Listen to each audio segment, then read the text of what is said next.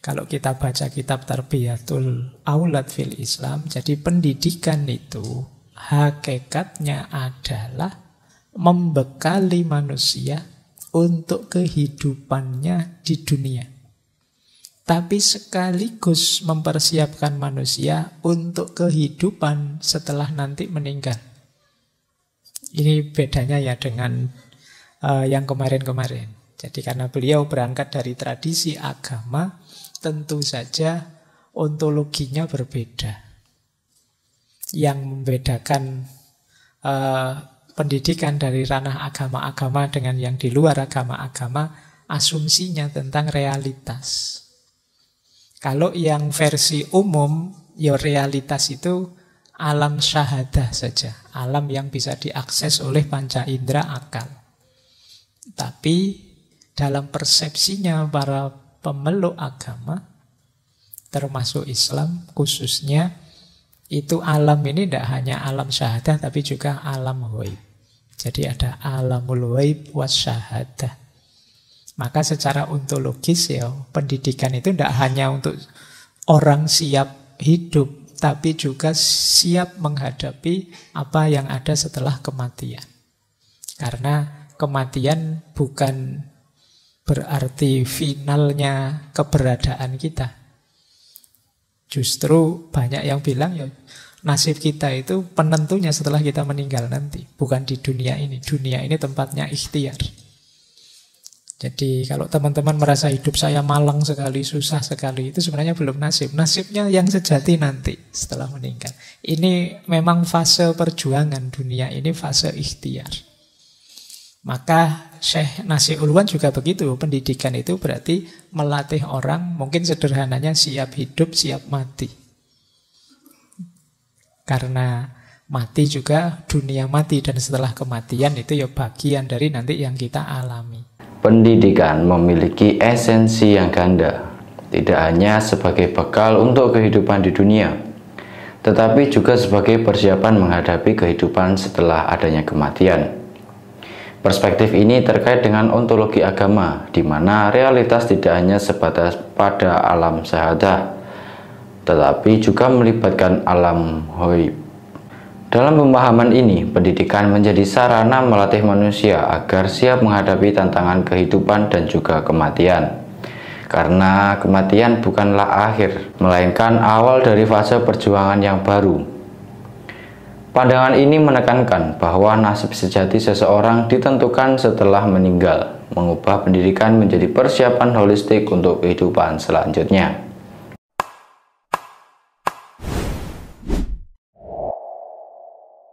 Baik, bismillah, kita mulai tentang pendidikan secara lebih spesifik, pendidikan Islam dalam paradigma Islam. Meskipun ketika saya baca secara general sebenarnya konsep ini bisa dipakai siapa saja. Kita awali ya. Yang pertama, asumsi-asumsi tentang pendidikan anak. Ini mungkin agak mirip-mirip tokoh-tokoh kita bulan ini tentang pendidikan anak usia dini ini. Yang pertama dari bacaan saya, menurut beliau, mendidik anak itu harus utuh, holistik. Tidak sekedar melatih pikirannya, tidak sekedar mengembangkan fisiknya, tapi juga ruhaninya. Makanya menurut beliau, pengembangan kepribadian anak itu harus imbang. Fikriyahnya, ruhiyahnya, dan jasadiahnya. Seorang anak harus berkembang fisiknya, harus sehat jasmaninya, sehat rohaninya, sehat pikirannya. Berarti apa? Ya nanti kurikulum pendidikan itu harus mempertimbangkan 3 aspek ini. Sepinter apapun, sesoleh apapun, kalau tidak sehat fisiknya ya tidak akan efektif pendidikan itu. Kalian cerdasnya luar biasa, solehnya luar biasa, tapi sakit-sakitan. Itu kan manfaat dan maslahat ilmunya jadi berkurang. Waktunya dakwah, waktunya ngajar, ngreges badannya. masuk angin misalnya. Atau perutnya kembung. Agak, itu saya cerita saya sendiri malam ini sebenarnya. Jadi agak tidak enak badan. Itu kenapa kurang fokus ke jasadiahnya. Maka skill seseorang anak itu harus digarap secara utuh. Ya dia harus mampu menjaga diri fisiknya, mengoptimalkan kemampuan pikirannya, dan mengorientasikan ruhaninya. Ini asumsi pertama. Maka pendidikan yang hanya parsial, nggarap pikirannya saja, akalnya saja, atau hanya fokus ke jasatan saja, tanpa ruhnya, atau rohaninya luar biasa tapi pikirannya tidak cerdas, jasadnya sakit-sakitan, namanya tidak imbang. Maka harus imbang. Asumsi pertama. Asumsi kedua, pendidikan itu tidak sekedar melakukan hal-hal tertentu untuk tujuan tertentu dan mencapai peringkat tertentu. Ini yang jangan-jangan kita selama ini di sini. Pendidikan itu seperti treatment yang temporer untuk tujuan tertentu demi peringkat tertentu.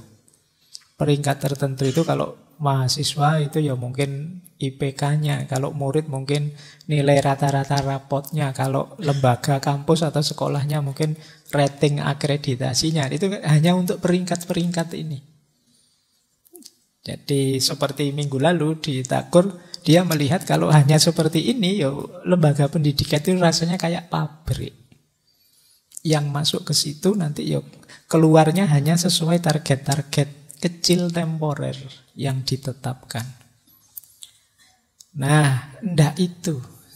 Jadi bukan berarti ndak boleh itu, tapi kalimat beliau tidak sekedar itu, tidak sekedar perlakuan tertentu untuk tujuan tertentu dalam peringkat tertentu.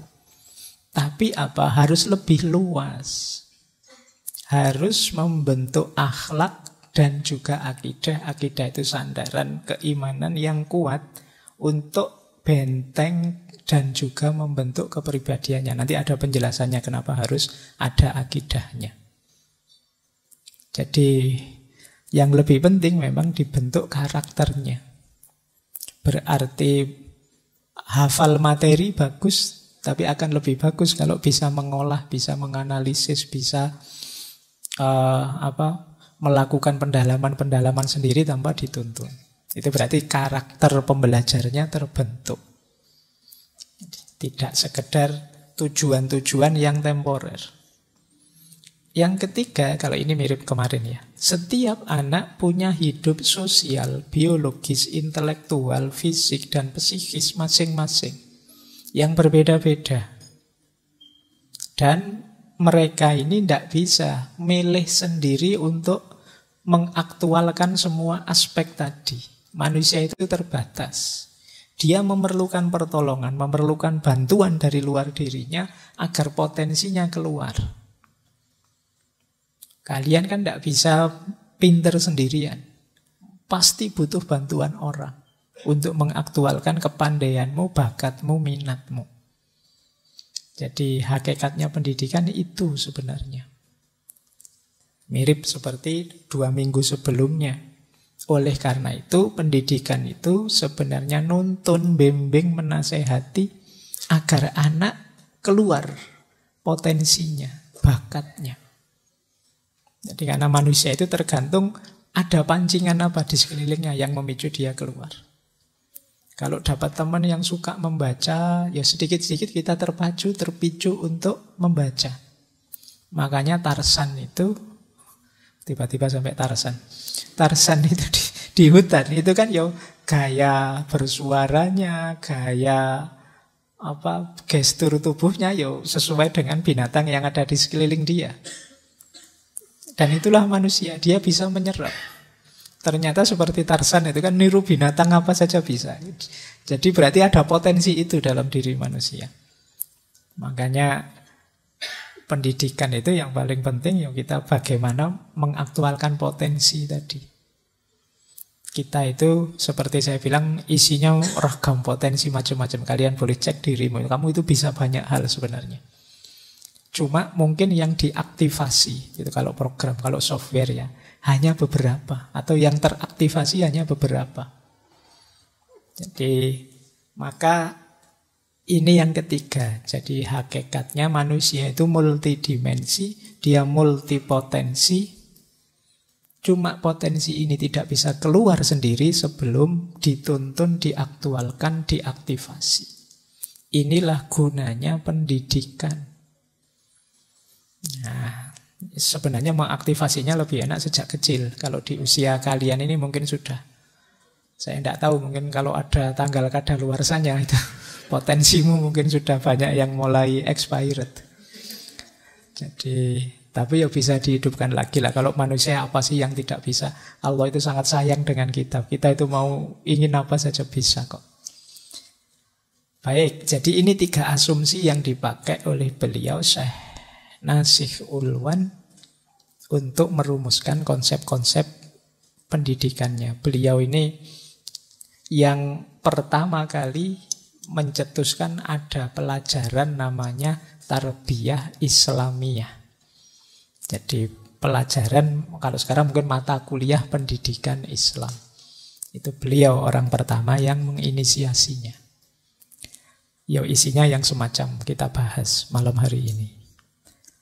Nah, oleh karena itu menurut beliau, ini kalau kita baca kitab Tarbiyatul Aulad fil Islam, jadi pendidikan itu hakikatnya adalah membekali manusia untuk kehidupannya di dunia. Tapi sekaligus mempersiapkan manusia untuk kehidupan setelah nanti meninggal. Ini bedanya ya dengan yang kemarin-kemarin. Jadi karena beliau berangkat dari tradisi agama, tentu saja ontologinya berbeda. Yang membedakan pendidikan dari ranah agama-agama dengan yang di luar agama-agama, asumsinya tentang realitas. Kalau yang versi umum, ya realitas itu alam syahadah saja, alam yang bisa diakses oleh panca indera akal. Tapi dalam persepsinya para pemeluk agama, termasuk Islam khususnya, itu alam ini tidak hanya alam syahadah tapi juga alam ghaib. Jadi ada alamul ghaib was syahadah. Maka secara ontologis ya pendidikan itu tidak hanya untuk orang siap hidup, tapi juga siap menghadapi apa yang ada setelah kematian. Karena kematian bukan berarti finalnya keberadaan kita. Justru banyak yang bilang ya nasib kita itu penentunya setelah kita meninggal nanti, bukan di dunia ini. Dunia ini tempatnya ikhtiar. Jadi kalau teman-teman merasa hidup saya malang sekali, susah sekali, itu sebenarnya belum nasib. Nasibnya yang sejati nanti setelah meninggal. Ini memang fase perjuangan dunia, ini fase ikhtiar. Maka Syekh Nasih Ulwan juga begitu. Pendidikan itu berarti melatih orang, mungkin sederhananya siap hidup, siap mati. Karena mati juga dunia mati, dan setelah kematian itu ya bagian dari nanti yang kita alami. Nah, tujuan tadi berhubungan dengan caranya. Makanya beliau menyebut membekali manusia untuk hidup di dunia dan mempersiapkan manusia untuk hidup di akhirat secara, ini penting yang saya kasih warna itu ya, normatif, formatif, selektif, determinatif, integratif, aplikatif. Ini saya agak mati-matian nyari istilah Inggrisnya, biar sama-sama if-nya ya. Jadi yang pertama normatif. Normatif itu kita mendidik harus berdasarkan norma-norma yang kita yakini. Kita mendidik itu tujuannya ya menegakkan norma-norma ini, nilai-nilai hidup. Tidak mungkin kita hidup tanpa nilai. Jadi istimewanya manusia itu dia punya nilai-nilai untuk ditegakkan. Yang itu berbeda dengan semua makhluk yang lain.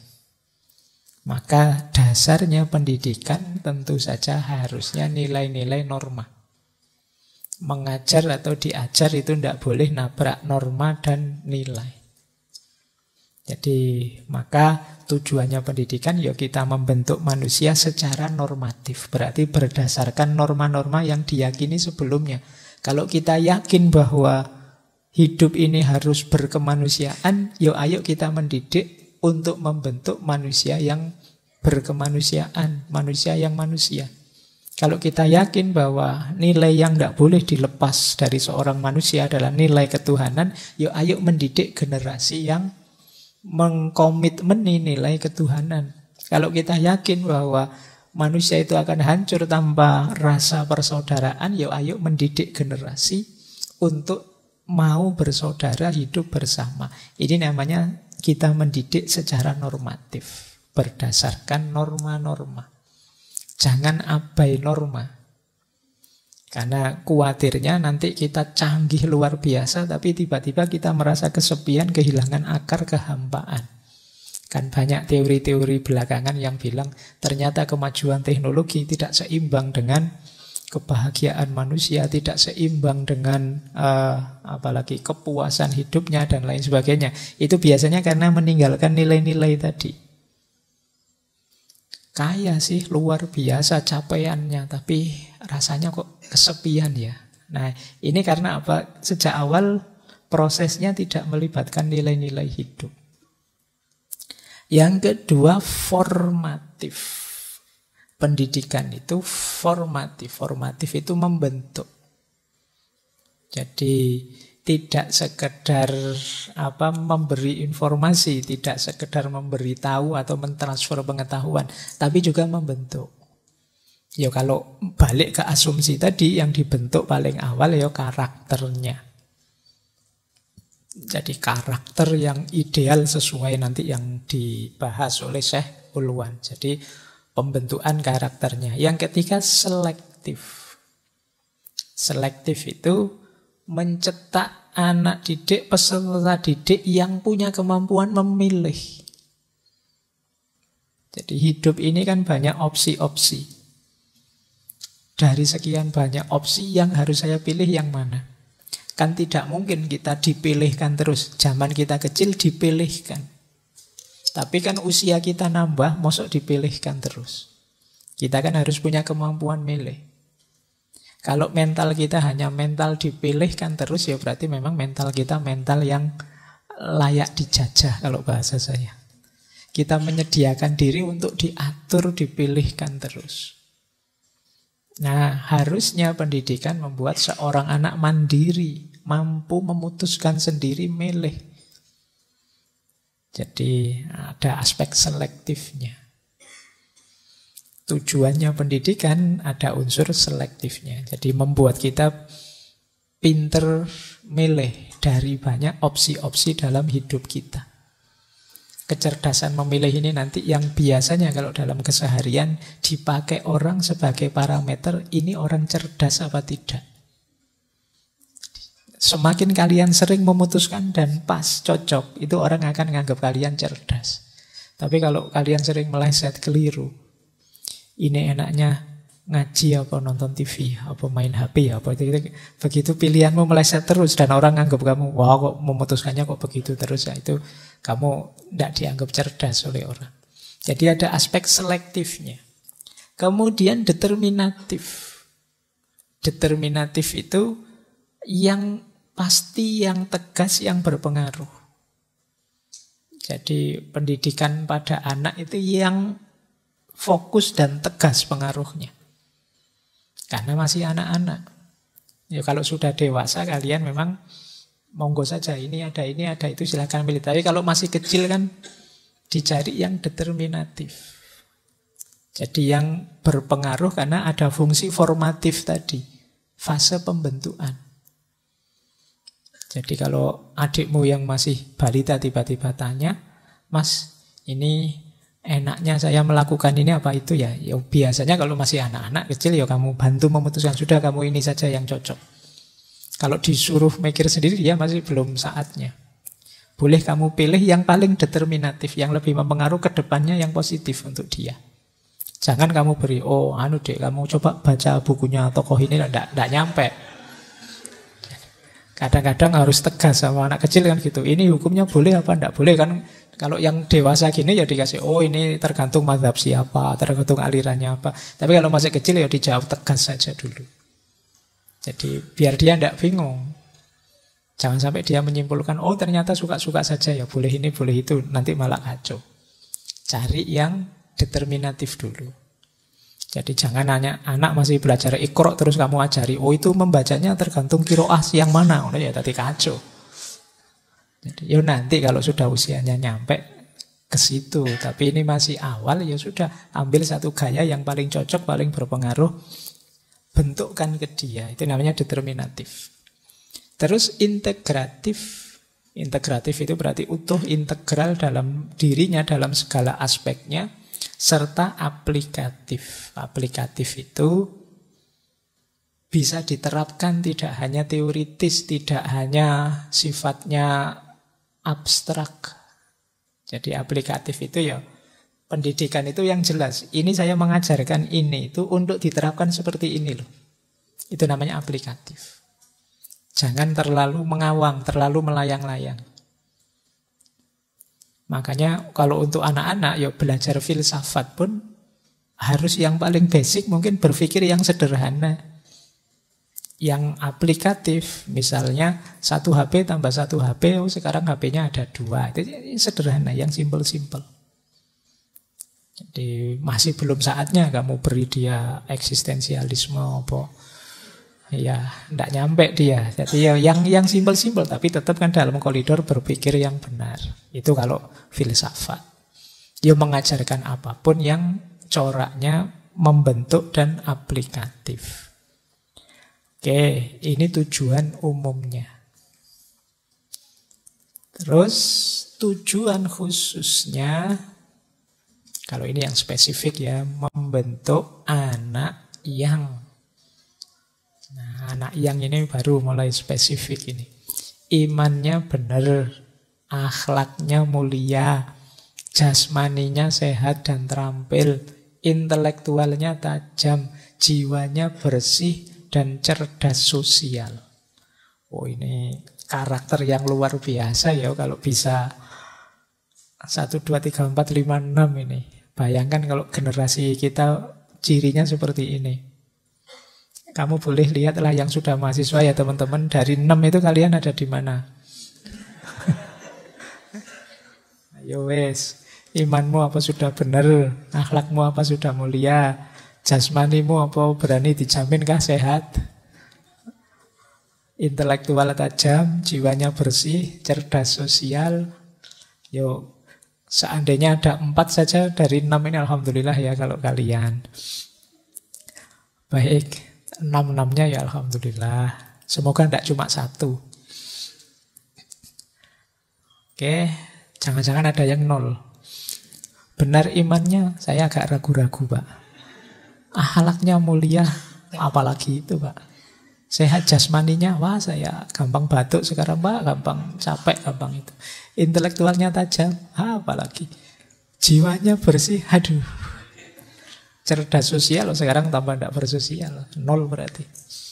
Tidak ya, pelan-pelan ya. Kalian juga harus ke situ loh. Ini profil manusia ideal.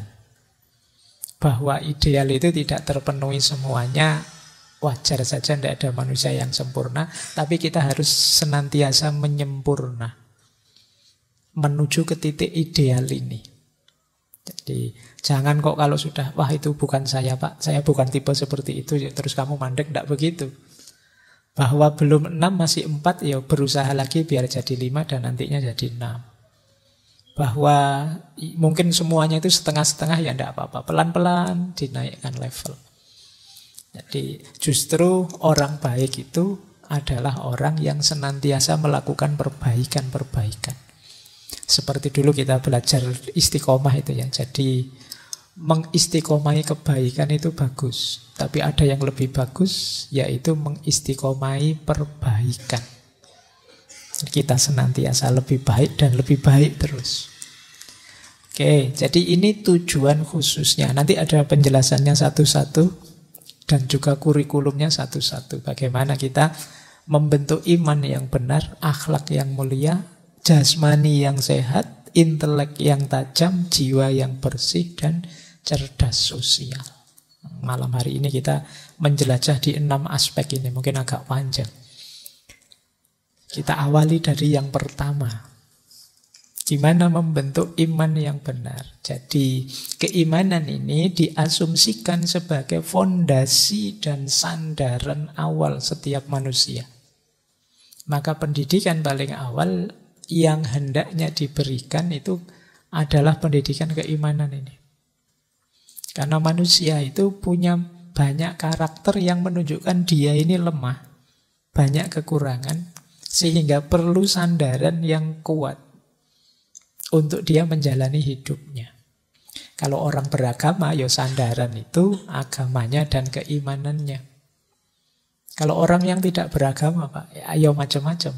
Tapi pasti dia perlu sandaran, perlu pijakan. Nah, kita yang beragama ya punya sandaran yang paten, yaitu keimanan. Maka pendidikan awal, paling dasar, itu ya pendidikan keimanan. Kata Syekh Nasih Ulwan, begitu anak balik itu usia tamyiz. Saya tidak tahu teman-teman baliknya usia berapa ya. Kalau di kitab-kitab itu ada yang bilang 7, ada yang bilang sampai 12. Tapi anak SD hari ini beda dengan zaman saya dulu. SD hari ini saya kemarin baca beberapa berita-berita itu ada yang sudah kenal lawan jenis, ada yang sudah bikin postingan aneh-aneh. Itu mungkin para ahli fikih perlu merumuskan fikih baru. Batasnya anak balik hari ini apa? Kalau di desa sih gampang, pokoknya sudah sunat itu berarti dianggap balik itu sudah. Oke, ya kalau sunatnya usia 20 tahun, nanti tidak balik-balik sampai 20. Nah, tapi begitu dia mumayyiz, istilahnya tamyiz kalau dalam fikih, tamyiz atau mumayyiz itu berarti dia sudah bisa membedakan benar salah. Pikirannya sudah jalan. Itu berarti dia saatnya diberi dasar-dasar keberagamaan. Jadi isinya 3 secara umum. Yang pertama akhlak, yang kedua ubudiyah, peribadatan ritual, dan yang ketiga kesadaran keberagamaan. Ini untuk pendidikan keimanan. Nah, ada beberapa teknik dari Syekh Nasih Ulwan untuk penanaman keimanan sejak anak dini ini. Jadi ada beberapa tahapan kata beliau. Yang paling awal apa? Ya ketika anak ini pikirannya belum jalan, kecerdasannya belum utuh, sudahlah kita perdengarkan saja kalimat-kalimat yang baik. Sampai dia kan anak kecil kadang-kadang kan bisanya hanya niru, mendengar dan niru, tidak masalah, itu menanamkan keimanan dalam diri mereka. Ya termasuk di situ disebut kalimat la ilaha illallah, atau yang kalau punya anak begitu lahir diperdengarkan adzan misalnya. Awas keliru takbiran kayak di anu itu. Ya, berarti yang cowok-cowok harus latihan adzan loh ya. Awas keliru. Ya sendirian. Cobalah kalau berani kamu adzan. Saya dulu pernah waktu KKN itu punya teman yang adzan siapa, cuma begitu diminta adzan groginya luar biasa. Harusnya keluar awal itu Allahu Akbar, Bismillah, dia keras sekali. Harusnya Allahu Akbar dia Bismillah gitu. Jadi jangan dikira enteng ya kamu sekedar hafal. Nah, jadi internalisasi awal itu ya perdengarkan saja. Dia hafal, alhamdulillah. Tidak hafal, tidak apa-apa, masih kecil, jangan dipaksa. Perdengarkan terus kalimat-kalimat thayyibah. Jadi anak-anak usia itu ya tajam-tajamnya ingatannya. Biarlah yang banyak jadi koleksi di kepalanya itu kalimat-kalimat thayyibah. Jadi biar ndak lagu-lagu TikTok apa yang apalah itu. Yes, jangan keras-keras kok nyetel yang gitu-gitu, ada adikmu, ada yang baik-baik, yang thayyibah, yang bisa dihafalkan di memorinya. Mereka masih hanya bisa menghafal. Nanti kalau sudah mulai usianya bertambah, level selanjutnya adalah nuntun mereka, menunjukkan pada mereka ini boleh, kalau itu tidak boleh. Jadi ya kalau bahasa fikihnya yang halal dan yang haram. Jadi tahap kedua, setelah memperdengarkan, akalnya mulai jalan, tunjukkan, kalau ini boleh. Nah itu tidak boleh bohong, nah ini jujur boleh. Ini nggak boleh menyakiti teman ya. Ini bersahabat bagus. Kenalkan yang boleh dan tidak boleh. Ya nanti dia akan mengalami banyak momen. Kalau ketika haram tunjukkan ini tidak boleh nak. Kalau ini boleh bagus. Terus kalau sudah boleh naik level satu lagi, baru diajak melakukan ibadah. Diajak sholat ke masjid, diajari puasa meskipun 1/4 hari, setengah hari, 3/4 hari, atau puasa 1 jam, 2 jam awal masih kecil, tidak masalah. Itu tahap selanjutnya. Jadi tidak di shortcut tiba-tiba ke situ. Jadi setelah dia punya kesadaran, ingatan tentang kalimah thayyibah, dia sedikit-sedikit ngerti mana boleh, tidak boleh, terus diajak ibadah. Kemudian kalau itu juga masuk, terus di baru model pendidikan akhlak. Ditunjukkan teladan dari Rasulullah, kemudian mungkin diajak baca Quran dan lain sebagainya. Jadi ini tahapan-tahapan, kata Syekh Nasih Ulwan, untuk menginternalisasi nilai keimanan. Pelan-pelan. Tidak tiba-tiba secara banyak diajak, ayo dek sholat tahajud bareng, yuk dek sholat duha bareng, enggak nutut. Ya sholat pun ya mungkin masih ikut-ikutan boleh, jangan sering dimarahi. Nah, jadi diawali dari memperdengarkan. Loh, jangan dikira memperdengarkan itu simpel. Memperdengarkan itu akan teringat sampai besok dewasa.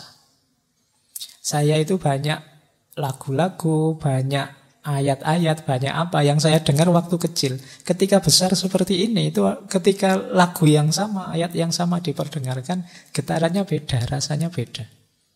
Kalian mungkin yang dari desa, dari kampung misalnya dulu, kalau di kampungmu sering dengar tetanggamu nyetel musik, siapalah, Rhoma Irama misalnya. Kalau di kampung kan biasanya sering lagu dangdut, Rhoma Irama. Itu kan sekarang ketika kamu dengar itu kan terbayang kampungmu.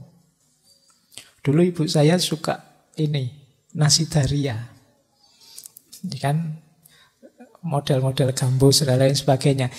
Atau Umi Kalsum dan lain sebagainya. Loh itu sekarang, meskipun saya tidak penggemarnya, tapi kalau mendengarkan lagu itu, ada getaran tersendiri. Itu pentingnya memperdengarkan. Biarlah feeling dan passionnya mereka arahnya ke situ yang baik-baik. Ya tapi kalau kamu tiap hari yang kamu setel BTS, Blackpink, apa ya, nanti adikmu, anakmu waktu dewasa kalau dengar lagu itu terkesan dia, wah ibu saya dulu. Kalau ada musik ini jingkrak-jingkrak dia misalnya. Jadi yuk pelan-pelan ya ditanamkan keimanan. Wong kita orang beragama kan, ini basic yang paling dasar, paling penting. Kita lanjutkan. Kenapa sih penting, kata beliau, pendidikan keimanan ini membangun benteng sebenarnya. Besok ketika dia dewasa, kesadaran ilahiyah, kesadaran keimanan ini akan banyak menyelamatkan dia.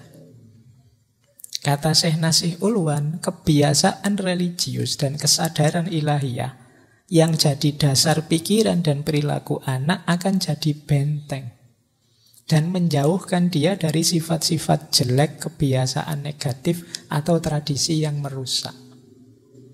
Jadi kalau sejak kecil dibiasakan yang religius, maka ketika nanti berhadapan dengan hal-hal yang nabrak norma agama, dia akan tidak nyaman.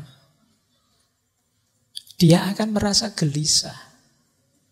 Karena sejak kecil dibiasakan dengan agama, dengan keimanan. Ya meskipun saya bilang manusia itu bisa berubah ketika terjadi pembiasaan. Tapi kan sudah kita kawal sejak kecil dengan memasukkan nilai-nilai keagamaan ini. Jadi akan jadi benteng. Nah di kitab itu Syekh Nasih mencontohkan Syekh At-Tustari, seorang sufi yang kita kenal ya. Beliau ini dididik oleh pamannya namanya Syekh Muhammad bin Siwar. Syekhnya ini agak sufi, maka pendidikannya pada Syekh Tustari itu dididik agar selalu ingat, selalu takut, dan selalu berlindung pada Allah. Jadi setiap kali Syekh Tustari ini oleh pamannya disuruh mengulang kata-kata Allah bersamaku, Allah melihatku, Allah menyaksikan aku. Jadi kalimat ini disuruh mengulang terus. Itu cara menginternalisasikan nilai kesadaran tentang Allah. Loh, kalau ini terus masuk jadi cara pandang kita dalam hidup, kan kalau mau melakukan apa-apa, ini Allah melihatku loh, Allah menyaksikan aku loh. Itu yang disebut, ini terus dia jadi benteng. Wah, Allah melihatku, kalau aku bohong malu sama Allah. Mesti kecatet ini jeleknya. Jadi ini yang dimaksud pendidikan iman itu nanti jadi benteng ketika dia dewasa.